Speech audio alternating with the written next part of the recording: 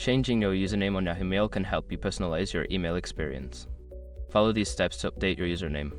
Step 1. Sign into Yahoo Mail. Go to the Yahoo Mail website and enter your current email address and password to log into your account.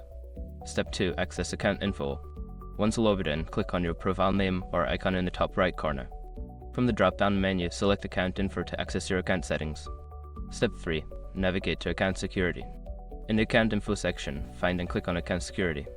You may need to verify your identity by entering your password again. Step 4. Change your username. Look for the option to change your username. Enter your desired new username and check its availability. If it is available, follow the prompts to confirm the change. Step 5. Save changes. After successfully changing your username, make sure to save your changes. Log out and log back in using your new username to ensure everything is working correctly. By following these steps, you can easily update your Yahoo Mail username. If you encounter any issues, consult Yahoo's help resources for further assistance.